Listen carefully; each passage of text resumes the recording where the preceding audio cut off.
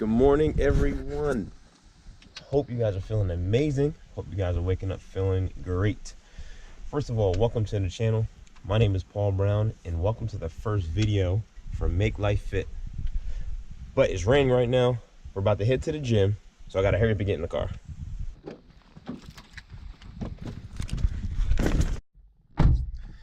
Woo! Like I said, it's raining out there. So today we're about to head to the gym. I'm going to show you guys how to foam roll. If you don't know what that is, stay tuned. This is something that's near and dear to my heart. It's something I do pretty much every day, and it's something to loosen up those muscles, and you're going to love it. Check it out.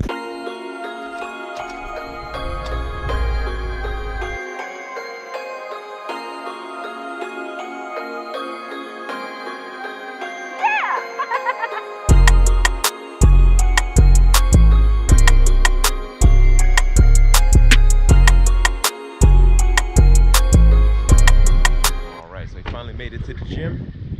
Still raining a little bit, but not as hard, so that's great. And what's the first thing you do when you get into the gym? It's a question for you. Comment below right now. Let me know the first thing you do when you get in the gym. Do you just automatically go in and start working out? Do you have some type of routine? Let me know in the comments below. I'm going to show you a way or something to do before you actually start working out. That's going to benefit you a lot. All right, so we are in the trainer's office at the gym that I currently work at. This is where we go over consultations in here, and also talk about someone's goals and someone's plans, and where I usually start talking about foam rolling. So this is a foam roller. This is the one that the gym has. We have a couple of them here, all the same size. Come in many shapes and forms. This is the one that they have. It's sturdy. I like it a lot. The one that I use is a little bit more aggressive. Comes in this size, more travel size, and it's not as smooth as you can see. Right, so you can think of this as your fingers, right?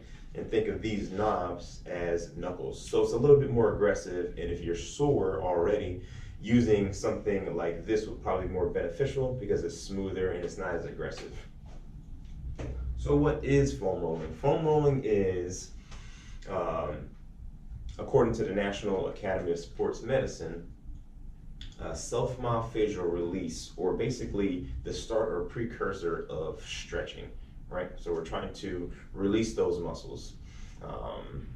The benefits to self-myofacial release, or SMR is what it's commonly referred to, is a correction of muscle imbalances, muscle relaxation, and improved joint range of motion. So an example of that, right, would be if you can only raise your arm to here, an improved range of motion would be raising it all the way up above your head.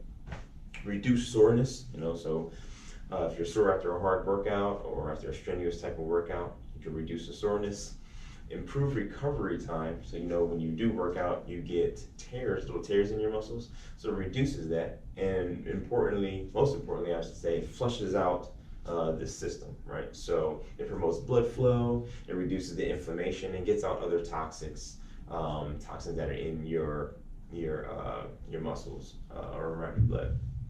So just some of the benefits. So how do you foam roll, and what do we do? We'll come outside and we'll do a little example, and I'll show you some things of what you can do and how to start foam rolling, how to start using that thing. Right? All right, so first thing I do when I usually walk into the gym, look around, I dap everybody because it's fun. Then, if I'm working out, I'll scan around, try to find me a spot. It's easy to find a spot right now because it's early in the morning. I beeline it right to the foam rollers. Boom. Get you one. Slap it down on the ground like that. All right, then I'll start foam rolling. So, what to do? And how do I do it? What's the process, right? I got the process down here, right here for you. Just follow along. We're only going to roll 3 muscle groups today. The calves, the hamstrings, and the quads. You can roll any fascia or any muscle group. I'm just going to show you those things because they're easier to start out with, and usually people's legs are the thing that's usually the tightest. So start from the ground and I work up. All right, first things first, we're going to start with the calf muscles. Calf muscle from here to here. Key things to find out and or not do rather is to not roll joints, right? So don't roll joints because it's illegal in some states. Well, don't roll over your joints is what I should say. Don't roll over your joints because you know, it's a myofascial release thing, right? So it's a muscle release, not a joint release. You can injure yourself by doing that. So don't roll over joints. Don't hold your breath, right? I know a lot of times when people stretch, they'll start to hold their breath, and you're not getting that full effect over your breath, and you can die. So don't hold your breath. And don't roll too quickly. The first thing you do is when you're rolling, you want to roll about 1 inch per second. So I'm going to get on my arms, put most of my weight on my calf muscles, and roll about 1 inch per second. And what I'm doing right now is called the search method. So you're starting off one, you're trying to search. What I'm searching for is any sore spots or anything that's tender. They call them knots or adhesions. So I'm just searching right now for anything that could be sore on my calves. I'm rolling up to my knee, but not rolling over it. Rolling all the way down to my ankle. And I'm turning my legs in and out to try to find if there's any spots that I can find on my calf muscles. So say once you find it, what do you do, right? You have to destroy it somehow. Say right here, I found it, it's a little sore in that spot, so you gotta destroy it. It's a couple different methods. You can just roll over it and continue to roll, because then you know you're getting that flush. Or you can knead it. Think about when you have dough, right, and you knead it, and you're rolling out the dough, and you have that little spot that's in the middle. You got to knead it out. You can do that as well. So knead in that same spot, or you can use a hold method. So when you're holding, it's just like similar to stretching. You're going to hold it for 30 seconds or more in that sore spot. So say it's sore right here. Hold that spot for about 30 seconds. So after you do that, you should start to feel that tension in that little spot releasing. That's when you get to number 3, you start to mobilize that area. Another important thing when you're doing your calves, keep your toes facing forward. If your toes are facing towards you, the calf muscles are engaged. You want to disengage those muscles so you can actually feel it. Because what happens is we protect ourselves when we engage those muscles. Then you're not going to get that full effect. So we're going to move on. So I didn't really feel anything, so you can move on. You don't have to stay in that same area. I'm going to move over to the hamstrings. I'm going to use the same thing. About 1 inch per second. Search first. Find something, then destroy it. Destroy it by using one of those methods. I'm going to mobilize that area and flush. Be number 4. Flushing those things out. Roll down to the knee, all the way up to the glutes.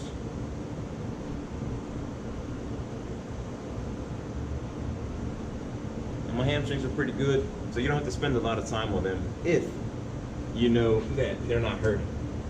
So the last one I'm going to show you is rolling out the quads. This usually does hurt me pretty often. It's usually the tightest thing on. So you're basically going to get into a plank, starting at the top of the knee. And then your plank, you're just going to roll back towards your waistline.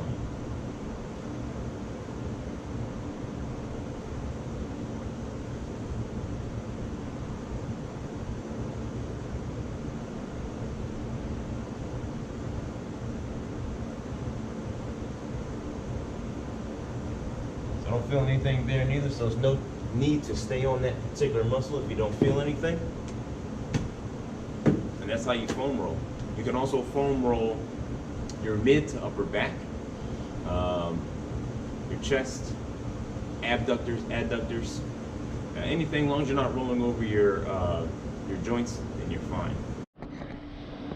So we went over what to look for when to foam roll, how to do it, and then what the benefits are in doing it. So I usually use this as, I said, a precursor to stretching. right? You'll know when, say you're doing a calf stretch or a hamstring stretch and you're super tight. Do that as a test. See how tight you are. Foam roll it by using those methods, and then do that same stretch again. You should see a difference in it. And what that does is just helps you with your range of motions. It helps you with doing those particular exercises correctly, so you're not going to hurt yourself in the gym. This is basically prevention, right? You're doing the same thing that a massage therapist would be doing on you. You're just doing it to yourself with none of the cost. So if you can get pretty proficient with doing this, you're going to save your muscles some trouble and your pockets, right? So it's a win-win. So try out those methods, guys. Let me know in the comments below how you feel after you've done it. If you like this video, give me a thumbs up. Subscribe to Make Life Fit for way more content. We're going to be doing this on a weekly basis, showing you the lifestyle, right? How to live life a little bit better, chip by chip. And the key to it is doing it little by little, so it doesn't feel like this whole big thing that you're going to stop. I'm going to teach you. Come with me on this journey, guys. Thank you guys so much for watching this video. As always, make life fit.